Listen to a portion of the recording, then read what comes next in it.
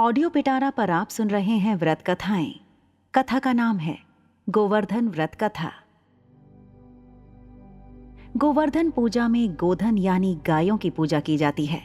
शास्त्रों में बताया गया है कि गाय उसी प्रकार पवित्र होती है जैसे नदियों में गंगा। गाय को देवी लक्ष्मी का स्वरूप भी कहा गया है। देवी लक्ष्मी जिस प्रकार सुख समृद्धि प्रदान करती हैं, उसी प्रकार गौ माता भी अपने दूध से स्वास्थ्य रूपी धन प्रदान करती हैं। इनका बछड़ा खेतों में अनाज उगाता है। इस तरह गाय संपूर्ण मानव जाति के लिए पूजनीय और आदरणीय है। गाय के प्रति श्रद्धा प्रकट करने के लिए ही कार्तिक शुक्ल पक्ष प्रतिपदा के दिन गोवर्धन की पूजा की जाती है और इसके प्रतीक के रूप में गाय की पूजा की जाती है। इस दिन गोवर्धन पर्वत की पूजा का भी विधान है। देश विदेश से लोग इस दिन गोवर्धन पर्वत की पूजा के लिए आते हैं। गोवर्धन पूजा कथा। गोवर्धन पूजा के संबंध में एक लोक गाथा प्रचलित है। कथा यह है कि देवराज इंद्र को अभिमान हो गया था। इंद्र का अभिमान चूर करने हेतु भगवान श्री कृष्ण, जो स्वयं लीलाधारी श्री हरि विष्णु के अवतार हैं, उन्होंने एक लीला रची।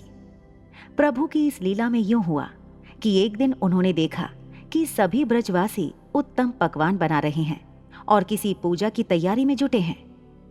श्री कृष्ण ने बड़े भोलेपन से मैया यशोदा से प्रश्न किया, मैया, ये आप लोग किनकी पूजा की तैयारी कर रहे हैं? कृष्ण की बातें सुनकर मैया बोली, लल्ला, हम देवराज इंद्र की पूजा के लिए अन्नकूट की तैयारी कर रहे हैं। मैया के ऐसा कहने पर श्री कृष्ण बोले, मैया, हम इंद्र की पूजा क्यों करते हैं? मैया ने कहा, वह वर्षा करते हैं जिससे अन्न की पैदावार होती है, उनसे हमारी गायों को चारा मिलता है। भगवान श्री कृष्ण बोले, हमें तो गोवर्धन पर्वत की पूजा करनी चाहिए क्योंकि हमारी गाय वहीं चरती हैं। इस दृष्टि से गोवर्धन पर्वत ही पूजनीय है और इंद्र तो कभी दर्शन भी नहीं देते, वह पूजा न करने पर क्रोधित भी होते हैं। अतः ऐसे अहंकारी की पूजा नहीं करनी चाहिए। लीलाधारी की लीला और माया से सभी ने इंद्र के बदले गोवर्धन पर्वत की पूजा की। देवराज इंद्र ने इसे अपना अपमान समझा और मूसलाधार वर्षा शुरू कर दी। प्रलय के समान वर्षा देखकर सभी ब्रजवासी भगवान कृष्ण को कोसने लगे कि सब इनका कहाँ मानने से हुआ है।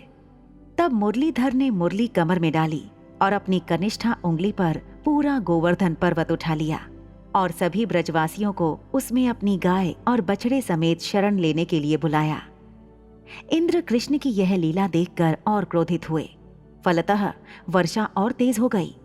इंद्र का मान मर्दन के लिए तब श्री कृष्ण ने सुदर्शन चक्र से कहा कि आप पर्वत पर रहकर वर्षा की गति को नियंत्रित करें और शेषनाग से कहा, आप मेड़ बनाकर पानी को पर्वत की ओर आने से रोकें।